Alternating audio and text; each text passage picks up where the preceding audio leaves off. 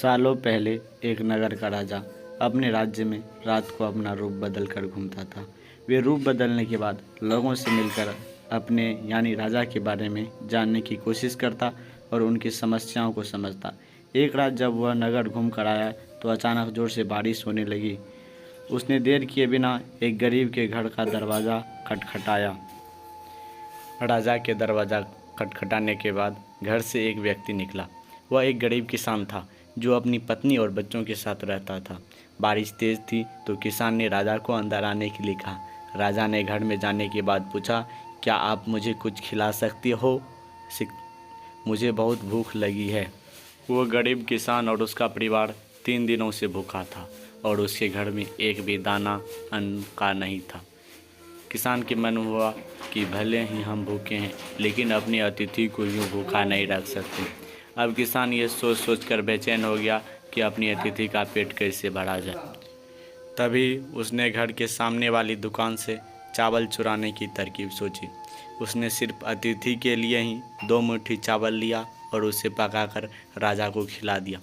तब तक बारिश रुक गई थी और राजा अपने घर चला गया। दूसरे दिन दुकान का मालिक अनाज की चोरी की शिकायत लेकर राजा के पास पहुंचा।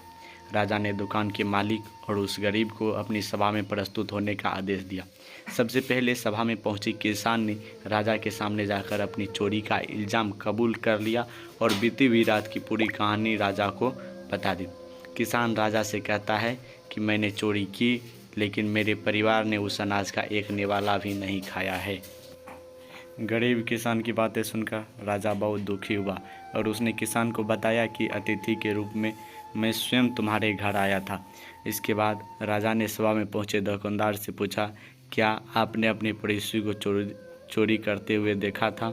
दुकानदार ने जवाब दिया कि हाँ, मैंने इसे रात में चोरी करते हुए देखा था। दुकानदार की बात सुन राजा कहता है कि इस चोरी के लिए मैं पहले जिम्मेदार हूँ और फिर दूसरा तुम हो, क्योंकि तुमने अपने पड़ोसी को अनाज की चोरी करते हुए देखा मगर कभी उसके भूखे परिवार को नहीं देखा। तुम अपने पड़ोसी होने का धर्म बिल्कुल नहीं निभा पाए।